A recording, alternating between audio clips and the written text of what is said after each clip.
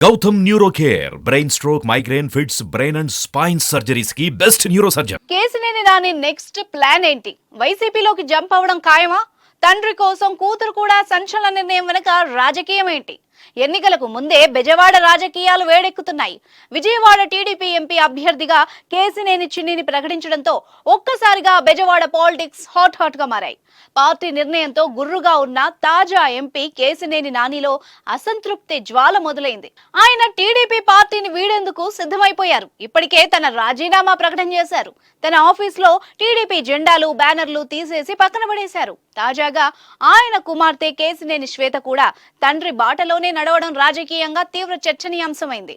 Vijayawada corporation లో 11వ division corporator గా కొనసాగుతున్న శ్వేత కార్పొరేటర్ పదవికి టీడీపీ సభ్యత్వానికి రాజీనామా చేస్తున్నట్టు సోషల్ మీడియా వేదికగా ప్రకటించారు. 2014 ఎన్నికల సమయంలో తండ్రి ప్రచారం కోసం శ్వేత అమెరికా నుంచి వచ్చారు.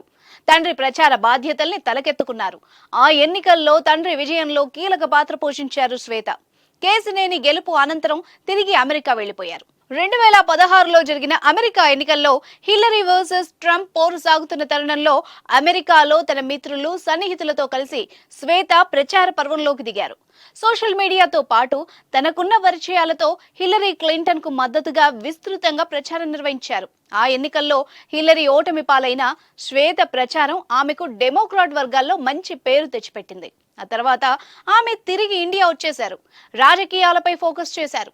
టాటా ట్రస్ట్ కార్యక్రమాల్లో పాలు పంచుకుంటూ తండ్రికి రాజకీయంగా సపోర్ట్ గా నిలిచారు. దీంతో ఆమెకు 2019 సార్వత్రిక ఎన్నికల్లో విజయవాడ ఎంపీ సీటు ప్రచార బాధ్యతల్ని టీడీపీ అప్పగించింది. అనంతరం కార్పొరేషన్ ఎన్నికల్లో పోటీ చేసి గెలుపొందారు. అయితే టీడీపీ గెలిస్తే శ్వేతకు మేయర్ పదవి ఇవ్వాలని నాని పట్టుబట్టారు. కానీ శ్వేతకు మేయర్ పదవి ఇవ్వొద్దని మరొక వర్గం వ్యతిరేకించింది.